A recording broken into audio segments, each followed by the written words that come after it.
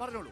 4 വർഷം മുമ്പ് ആലപ്പുഴയിൽ പറവൂര് ഹൈവേ ഒരു 500 മീറ്റർ മാറിയിട്ട് പിണറായി വിജയൻ വന്നിട്ട് ഒരു ഫ്ലാറ്റ് സമുച്ചയത്തിന് കല്ലിട്ടിട്ടുണ്ട്. ലൈഫ് മിഷന്റെ അണ്ടറിലാണ് ആ പദ്ധതി.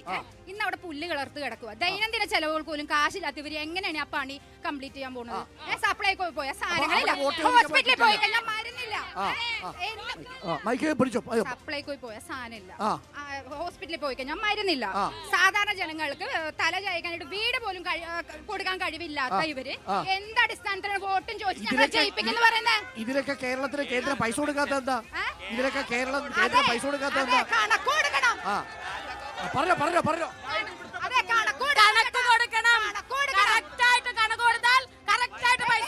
കറക്റ്റായിട്ട് കണക്ക് കൊടുക്കാണല്ലോ. നെല്ലിന്റെ കാര്യത്തിൽ എന്താ പൈസ കൊടുക്കാൻ? നെല്ല് സംഭരണം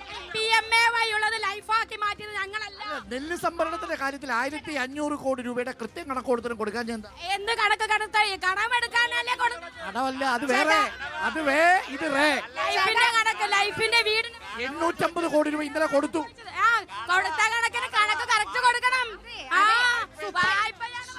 സുപ്രീം കോടതിയിലെ കേസ് കൊടുത്തിരിക്കുന്നത് ധാരാള കാശ് തരാനല്ല, വായ്പ തരുന്നില്ല. അപ്പൊ ധാരാളം കാശ് കിട്ടി അല്ലേ? സംഭരണത്തിന് വേണ്ടിയിട്ടുള്ള 1500 അല്ല, തോമസ് ഐസക് പറഞ്ഞ പോലെ നോട്ടടിക്കുന്ന മെഷീൻ ഒന്നും ഇല്ല അവിടെ. നിങ്ങൾ ചോദിക്കുമ്പോ എടുത്തരാൻ ഒരു സംശയം 7.5 ലക്ഷം കോടി രൂപ കേന്ദ്രം കടമെടുത്തല്ലോ. 7.5 ലക്ഷം കോടി രൂപ കേന്ദ്രം കടമെടുത്തല്ലോ ഇന്നലെ. എന്തിനാ 7.5 ലക്ഷം കോടി രൂപ കേന്ദ്രം കടമെടുത്തു? എന്തിനാ? എല്ലാ സംസ്ഥാനത്തിലും കേന്ദ്രത്തിനും കൂടിയുള്ളതാണ്. കേന്ദ്രം കടമെടുക്കുന്നത് കേന്ദ്രത്തിലെ എല്ലാ സംസ്ഥാനങ്ങൾക്കും കേന്ദ്രത്തിനും കൂടിയുള്ളതാണ്. തരാതെ കണക്ക് കൊടുക്കണം. വെറുതെ അവിടുന്ന് മാറ്റി ഇവിടുന്ന് മാറ്റി അവിടെ കണക്ക് കൊടുത്താൽ കിട്ടത്തില്ല. കറക്റ്റ് കൊടുക്കണം കണക്ക്. ഒറ്റ മറുപടി കൂടി. മറുപടി വേണം. സലാം മറുപടി വേണം. ഇത് വേറെ വിഷയം. ഈ CAA-ക്കെതിരെയുള്ള എല്ലാ കേസും നിങ്ങൾ പിൻവലിക്കുന്നുണ്ട്. ശബരിമല വിഷയത്തിലെ കേസ് എന്തുകൊണ്ട് പിൻവലിക്കുന്നില്ല? രണ്ടാമത്തത്, നിങ്ങളുടെ MP, ഇപ്പോഴത്തെ MP ഒരു 2 വർഷം മുമ്പ് ഒരു വീഡിയോ ഇട്ടിരുന്നു.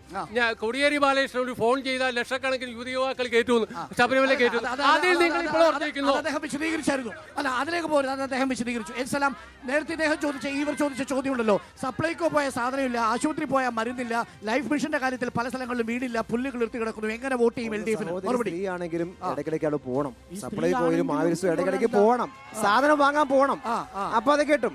പിന്നെ ഫ്ലാറ്റ് പറയട്ടെ നിങ്ങൾ കേന്ദ്ര ഗവൺമെന്റ് നിങ്ങൾ പറഞ്ഞല്ലോ കണക്ക്.